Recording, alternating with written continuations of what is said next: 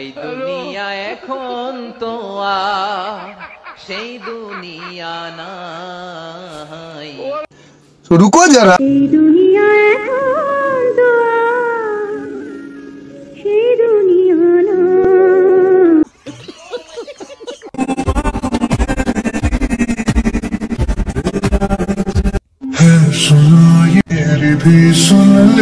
একদল খাইয়ে গেছে, আরেক দল খাওয়ার জন্য রেডি। ওই তুই কি কইলি? আগস্ট মাসে পতন আসে,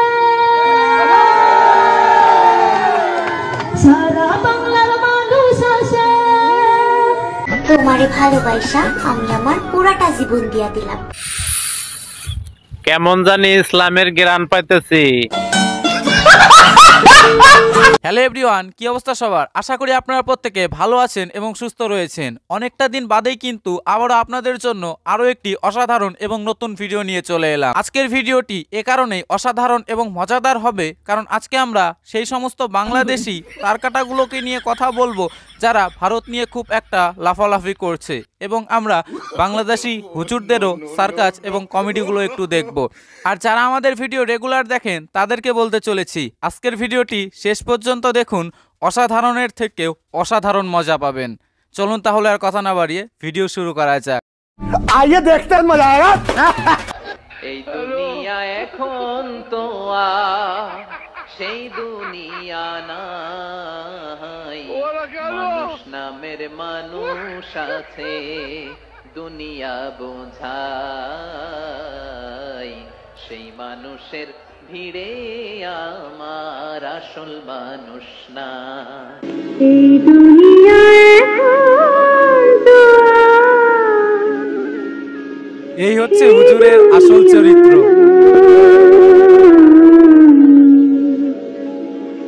মানুষ নামের মানুষ আছে,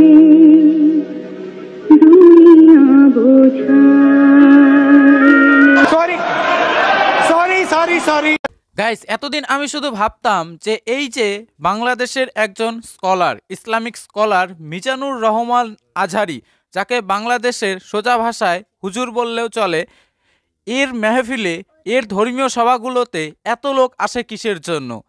তার কারণ আর তার উত্তর কিন্তু আমি আজকে এই ভিডিওটির মাধ্যমে পেয়ে গেলাম। এই দুনিয়া এখন তো আর সেই দুনিয়া না। এই দুনিয়া এখন তো আর সেই দুনিয়া নাই।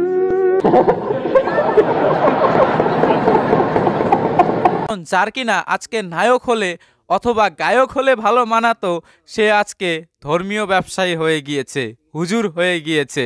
ভাবুন তাহলে একবার।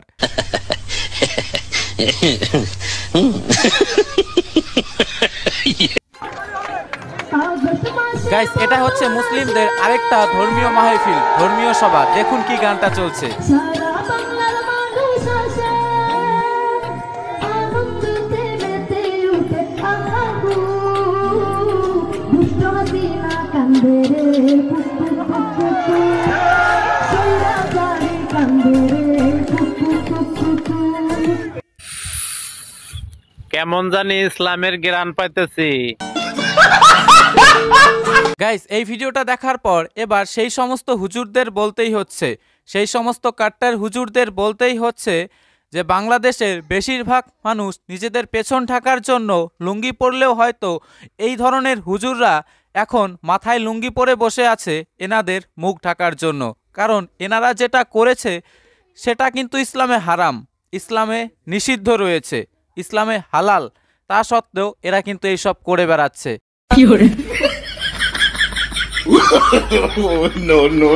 মানে গান বাজনা সাধারণ মানুষজন করলে দোষ, হালাল, নিষিদ্ধ, আর এরা করলে কি এটা মানে টপাটপ টপাটপ টপাটপ, মালুম না।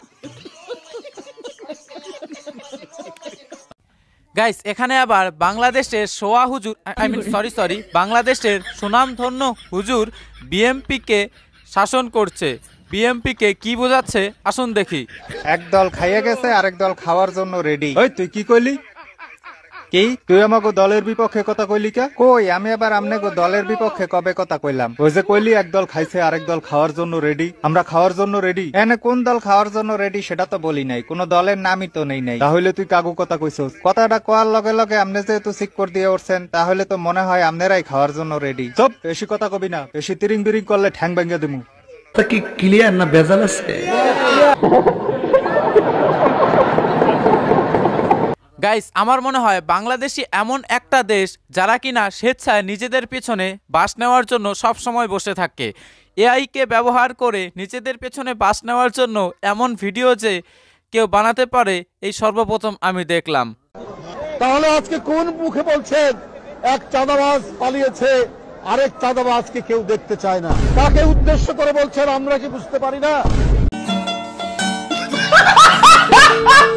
তোমারে ভালোবাসা আমি আমার পুরাটা জীবন দিয়া দিলাম, আর তুমি আমারে একটু ভালোবাসা দিতে পারলা না? হুজুরের অসাধারণ ভিডিও।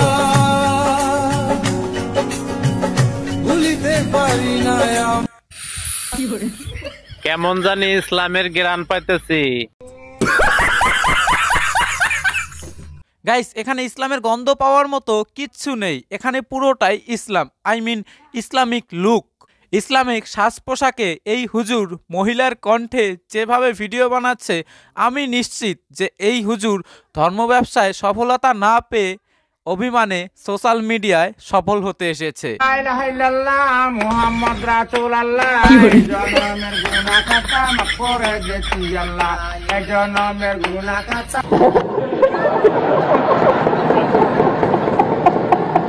আসুন আমরা সবাই মিলে এই হুজুরকে পক পক দিয়ে সফলতার চূড়ান্তে পৌঁছে দিই।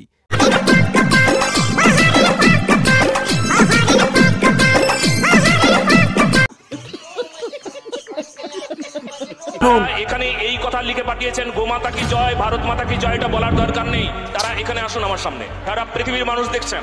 এটা কেন বললেন আপনি? গো মাতা কি জয়, ভারত মাতা কি জয়, এটা বলার আমার অধিকার, জন্মগত অধিকার, সনাতনী হওয়া অধিকার। এটা ভারতবর্ষের মাটিতে এটা আমার অধিকার। গো মাতা কি জয়, ভারত মাতা কি জয়, বন্দে। কে বলেছে এই কথাটা? কে বলেছেন? কে বললেন? কার এমন ক্ষমতা? কমিটির কে এটা বললেন? গোমাতা বলা যাবে না? এত বড় দুঃসাহস কে দিয়েছে আপনাকে? ভারতবর্ষের মাটি। গাইস, আজকে আমাদের হিন্দু সমাজের এই অবস্থার জন্য কিন্তু আমরা কেবলমাত্র সেকুলার হিন্দুরাই দায়ী। কারণ আমরা ঘুমোচ্ছির জন্যই কিন্তু একদল মানুষ এইভাবে আমাদের ধর্মকে নিয়ে খেলছে, ধর্মকে নিয়ে ছিনিমিনি খেলছে। একবার ভাবতে পাচ্ছেন কি অবস্থা আমাদের পশ্চিম বাংলায়? পশ্চিম বাংলায় দাঁড়িয়ে, এই ভারতের বুকে দাঁড়িয়ে গোমাতার জয় বলা যাবে না? এই ভারতের বুকে দাঁড়িয়ে ভারত মাতার জয় বলা যাবে না? আচ্ছা বলছি, যে সমস্ত লোকেরা এইসব বলেন, আপনারা কোথায় জন্ম নিয়েছেন একবার বলুন তো? ভারতের বুকে জন্ম নিয়ে, ভারতের গাছপালা থেকে অক্সিজেন নিয়ে, ভারতের খাবার খেয়ে বেঁচে আছেন, অথচ আবার এই ভারতকেই দিনরাত গালাগালি করছেন, ভারত মাতার জয় দিতে বাধা দিচ্ছেন। আর যারা গোমাতার জয় দিতে বাধা দিচ্ছেন তাদেরকে বলি, ছোটবেলায় আপনারা যখন গোমাতার থেকে দুধ নিয়ে খেয়েছেন তখন কেন ওই কথা বলেননি? তখন গিয়ে কেন কুকুরের দুধটা খাননি? তখন কেন গোমাতার দুধ পান করে বড় হয়েছেন? আমার প্রশ্নের উত্তর দিয়ে যাবেন। আজকে আমি আবারও বলতে চাই, হিন্দুরা জাগো। হিন্দু যদি সময় থাকতে না জাগে তাহলে সব কিন্তু শেষ হয়ে যাবে। সময় থাকতে জাগো, না হলে আমাদের ভারতও কিন্তু বাংলাদেশ, পাকিস্তান, আফগানিস্তান হয়ে যাবে।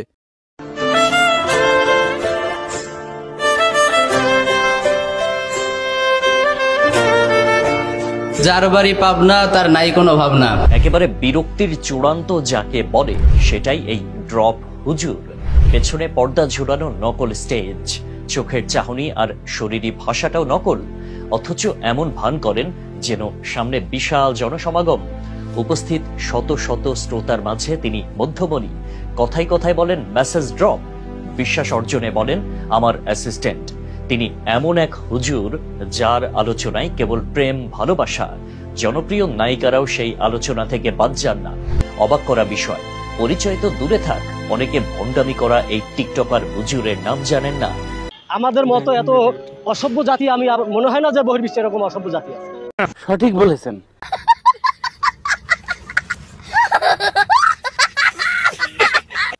গাইস, বাংলাদেশ কিন্তু বর্তমান সময়ে দুটো জিনিসে এগিয়ে, দুটো জিনিসে একদম সফলতার চূড়ান্তে পৌঁছে গিয়েছে বাংলাদেশ বলাই যেতে পারে।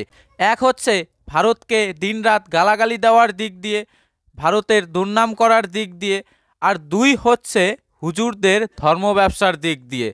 বাংলাদেশের সাধারণ মানুষজন করবেটা কি? বাংলাদেশের অর্থনীতির যা অবস্থা, খেতে পাচ্ছে না, তো এ কারণে ধর্ম ব্যবসার সাইডটাকে বেছে নিচ্ছে। সোশ্যাল মিডিয়ার মাধ্যমে এসে হুজুর সেজে এইভাবে ধর্ম ব্যবসা করে যাচ্ছে। তিনি এমন এক হুজুর যার আলোচনায় কেবল প্রেম ভালোবাসা, জনপ্রিয় নায়িকারাও সেই আলোচনা থেকে বাদ যান না। দাড়িওয়ালা টুপিওয়ালাদের বিরুদ্ধে কথা বললেই আমি নাকি ধর্ম বিরোধী। আর শুনতেই তো পেলেন, দাড়িওয়ালা টুপিওয়ালাদের নিয়ে কিছু বললেই দোষ। দোষ হলেও আমি তো সত্যটাকে সত্য বলেই যাব। আপনাদের আশীর্বাদ এবং ভালোবাসা আমরা যেন এভাবেই পেতে থাকি, এটাই কামনা করি। আপনারা পাশে থাকলে এই ধরনের হুজুরদের মুখোশ একের পর এক আমরা টেনে খুলব। শুধু আপনাদের সাথ চাই। আপনারা পাশে থাকবেন তো? অবশ্যই কমেন্ট করে জানান। দেখা হচ্ছে আগামী ভিডিওতে। প্রত্যেকে ভালো থাকবেন।